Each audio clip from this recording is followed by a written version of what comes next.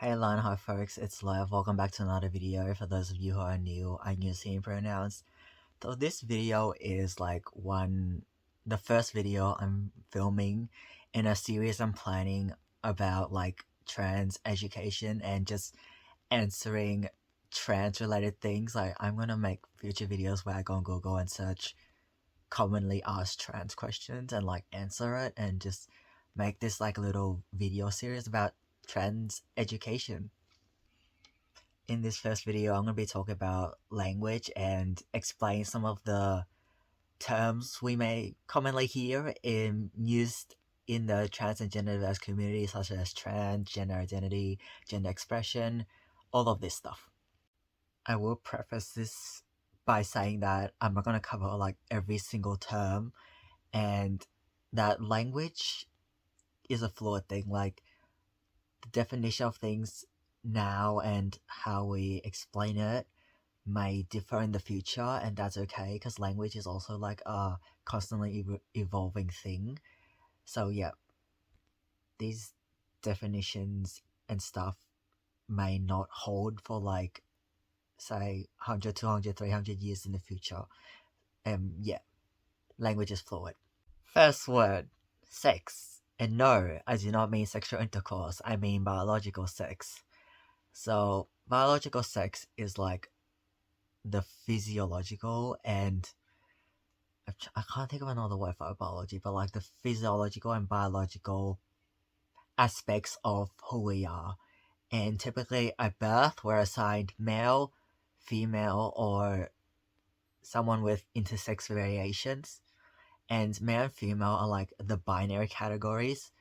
And intersex variations, people who are assigned intersex do not fit into either the male category fully or the female category fully. Some things that determine our biological sex are our chromosomes, our hormones. For example, people assigned female at birth naturally have more estrogen and produce estrogen more so than people assigned male at birth, where testosterone is the predominant hormone. Primary sex characteristics, secondary sex characteristics, all of this biological and physiological stuff determines sex assigned at birth. And this is different from gender identity. Next thing is gender identity. And I'll touch on this further later, but gender identity is not the same thing as gender expression. So gender identity, I think of it as who I am in terms of gender, my sense of self, my sense of identity in relation to gender. And I don't know how to explain gender, but I do know it's more of a social cultural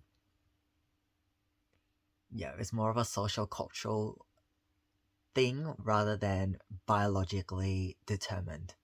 And gender examples of gender include man, woman, non-binary, genderqueer, agender, etc. This is not an exhaustive list.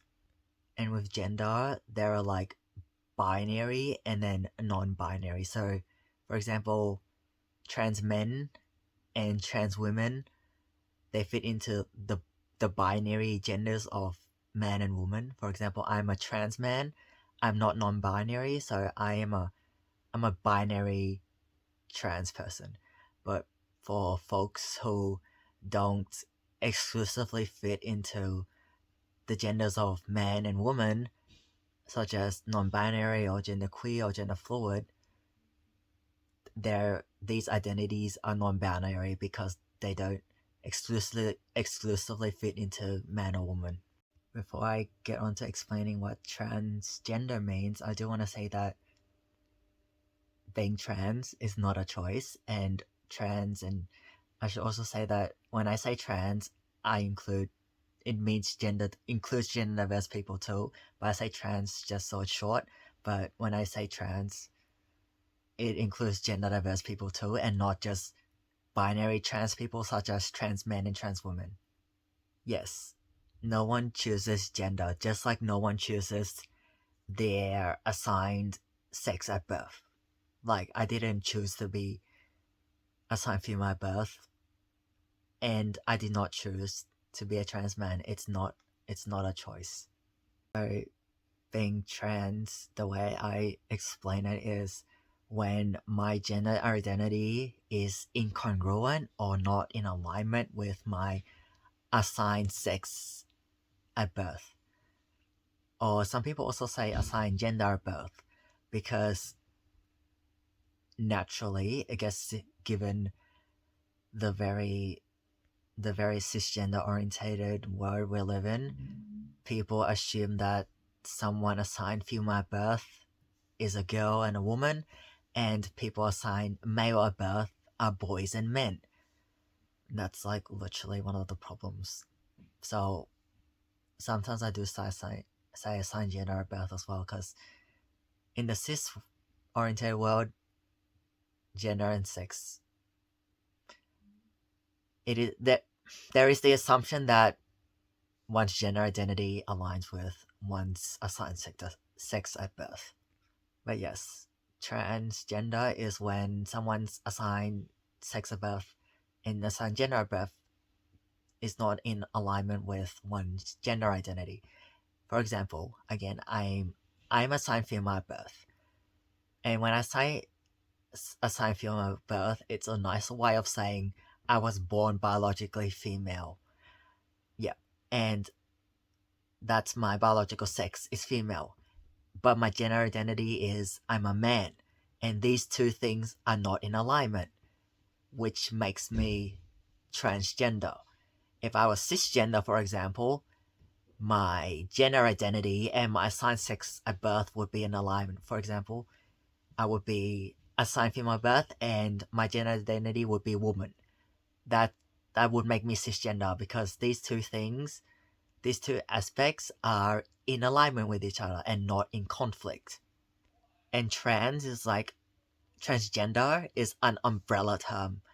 It's not like one specific identity like trans men, trans woman, non-binary, etc. It's an umbrella term that in the broader sense encapsulates identities where gender identity is not in alignment with biological sex. So recap, someone who is transgender has a gender identity that does not align with their assigned sex and gender at birth.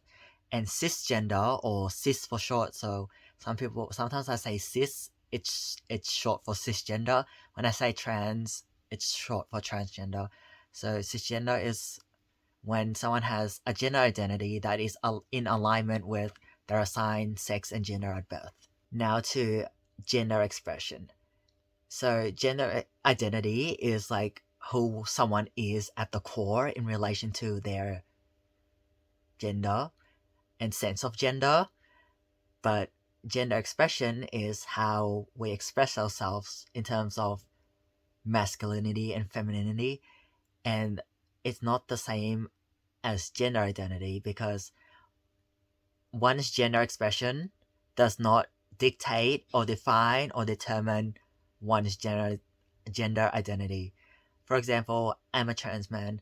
If I like to present myself as feminine, wear dresses, for example, put on makeup, do my nails, and all the things that are considered to be feminine, that does not make me a woman, and it doesn't invalidate or make my trans identity less valid. I don't become less trans because I choose to express myself in a feminine way.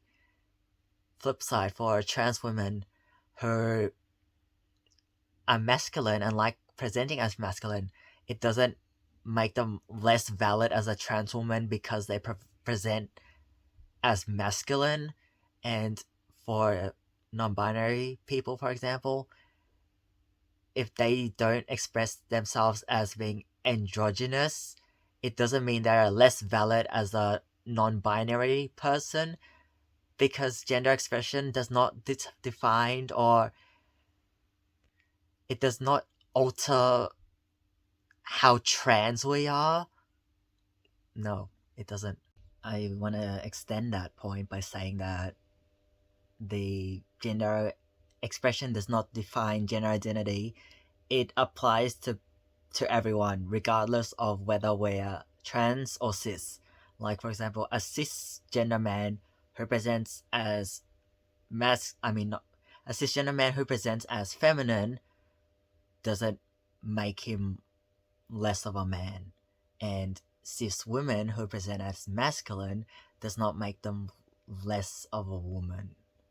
Also, if a cis man presents as feminine, it doesn't mean he's a trans woman, and if cis women present as masculine, it doesn't make them trans men.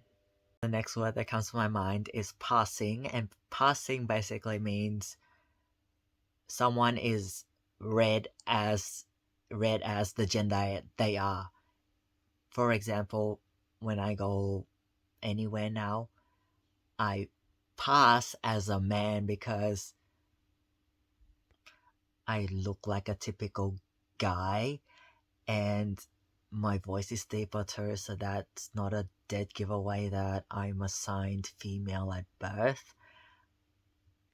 People read me as a man. When I talk to people, they call me sir and then use him pronouns for me, and that is correct.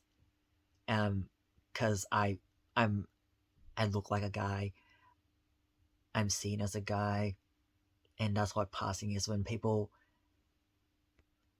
read me as a gender that I am, and it also extends to people using language that is affirming for my gender without even realizing it. I'll link a video below in the description box about passing and how it's a double-edged sword. Like, I made entire videos about it's good in a way, but it's also very problematic in a way that people pass as the gender they are. So I'll link that below if you'd like to check that out. The next word is going stealth. It sort of relates to passing, but going stealth, my understanding and how I explain it is when I live as a trans guy in this world, but people think I'm cis and they don't know that I'm trans. For example, if I meet new people and I talk to them and everything, and I don't tell them that I'm trans and that they think I'm a cis guy, that is me going stealth. I am living as trans, but people don't know that I am a trans guy and they assume that I'm a cis guy. Next thing I have in mind is transitioning.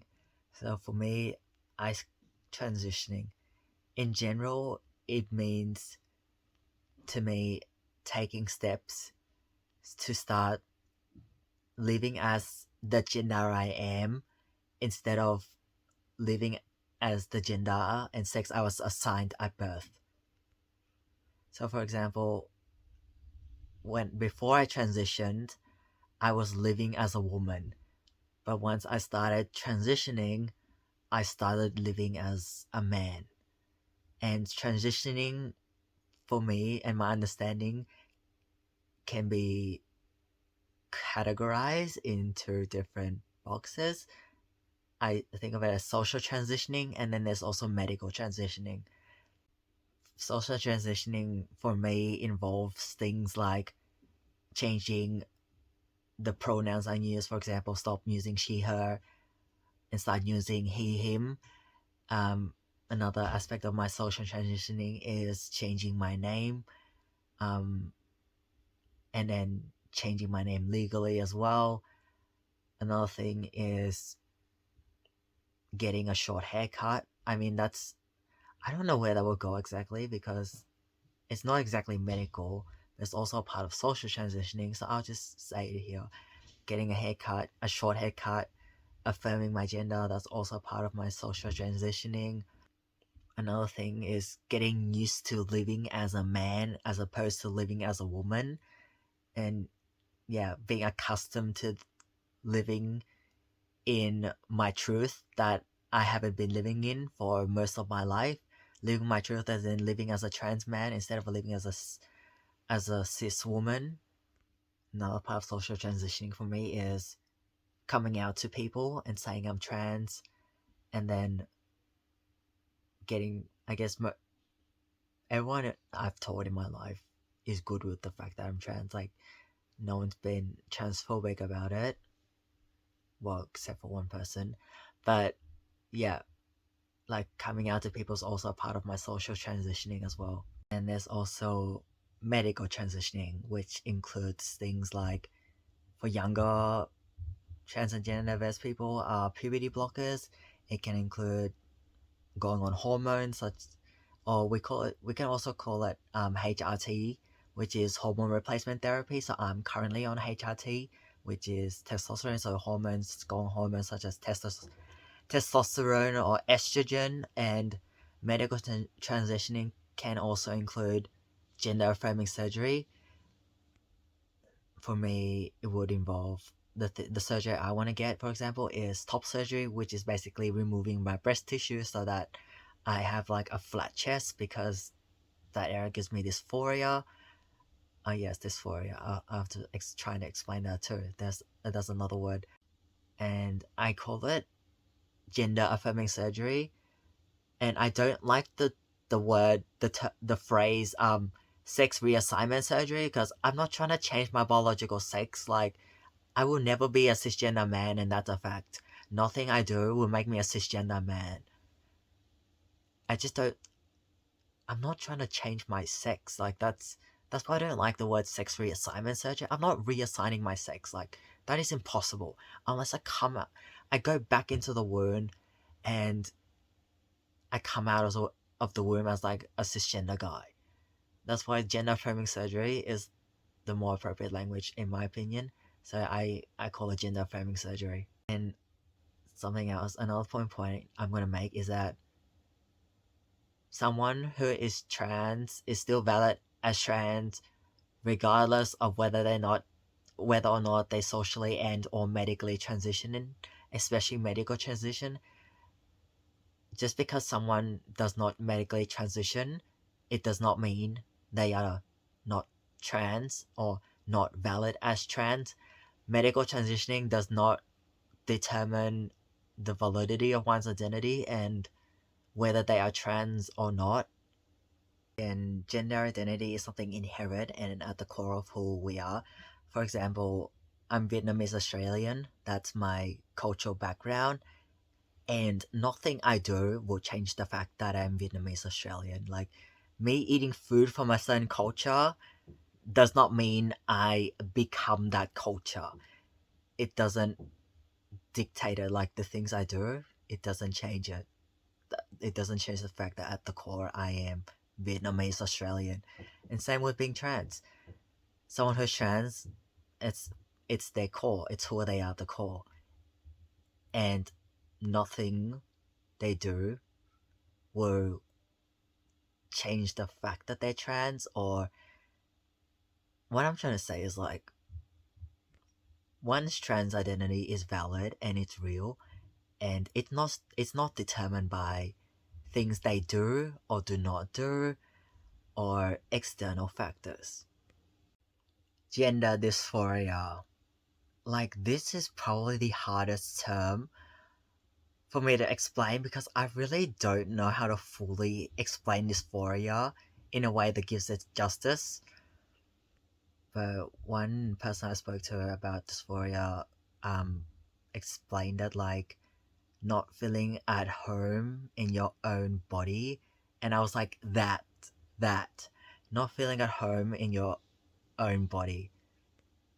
And adding to that, it's like this discomfort, this lingering repeated discomfort and worry and nerves, and just a mixed bag of feelings, just discontentment, sometimes overwhelming, this mixed bag of emotions that, not just emotions actually, this big mixed bag of emotions and experiences and it also affects my nervous system. So like emotions, experiences, my physiological response, all of this thing that is experienced because my gender identity is incongruent with my assigned sex and gender at birth.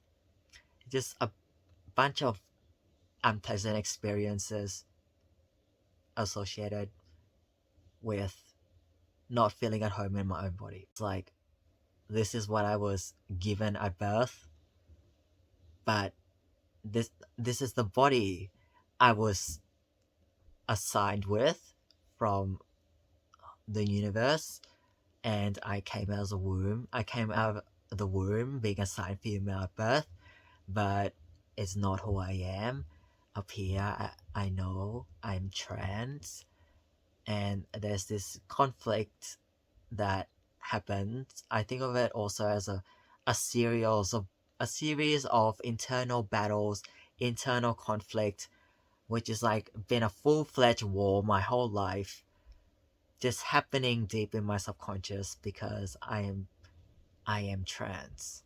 Another thing, this one's related to hormones, is T. It's like when we say, when trans people sign female birth say they're going on T, or they say T in general, it's likely it likely means testosterone if used in that context. Because sometimes I don't say testosterone when I talk to other trans guys. For example, I say T. I just write the letter T, and then we all know what it means because it's shorthand for testosterone when used in like a trans context. And sometimes we keep it really low key. We just say T, and then we know when we're talking to each other what T is. But there might be people who don't understand when we just say T. So T is testosterone.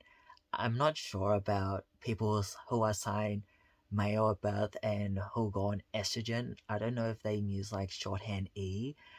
I'm not sure because I haven't had that experience, but I know for testosterone and people assigned female at birth who go on testosterone, we use the letter T, which is short for testosterone. And again, relating to hormone replacement therapy, HRT is short for hormone replacement therapy. So when someone says HRT in a trans context, it probably means hormone replacement therapy, which can be either estrogen or testosterone. The last word for this video is like pronouns, and pronouns is like, it's been like a very disliked thing by people who treat trans people in a not so nice way and behave in very transphobic ways.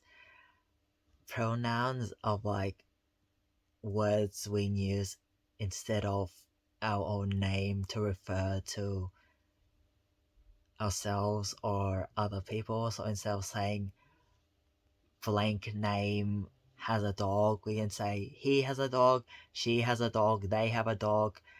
And he, him, she, her, they, them are the most commonly used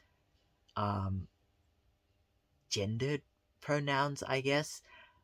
Or let's just say pronouns in general.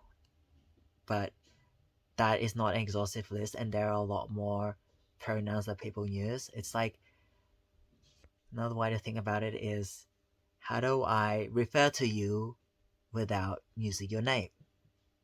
And pronouns can also include you, I, all that too. It's not just he, him, she, her, they, them, etc. I also do want to say that pronouns do not define one's gender identity at all. Typically, men use he, him pronouns, and typically women use she, her pronouns. But there's also people who are not men who use he, him pronouns, and people who are not women who use she, her pronouns. So I think of pronouns as a way of gender expression as well, in terms of masculinity and femininity. And once again, gender expression does not define or determine gender identity. So it's also important. That's also important. That's also why it's important to ask for pronouns if we're not sure, rather than assume based on someone's presentation or how someone looks. And this asking for pronouns thing instead of assuming applies to everyone. It should be a common practice regardless of whether we're cis or trans. Like everyone, in an ideal world, everyone would be asking for pronouns and not assuming. But that's currently not the state of the status quo. And the normal is to assume someone's pronouns based on appearance and presentation and how masculine and feminine they look. That's the end of the video, folks. I do want to say that it's okay to be unsure of language and have, like, if someone or you or anyone who is not sure with like the world of trends and gender diverse experiences and using what not sure what's appropriate language and what is not, etc. It's okay. Like, I didn't come out of the womb knowing all of this, and no one comes out of the womb knowing all of this. It's all learning. It's a learning journey, and it's okay to make mistakes and be unsure of things. Just, it doesn't make us bad people for making mistakes either. Yeah, it's all a learning journey, and I think the most important thing is being open to learning and open to making mistakes, which in turn helps us learn. Thanks for watching, folks. I hope you found this video useful, helpful in some shape, way, or form, and I will see you in the next video.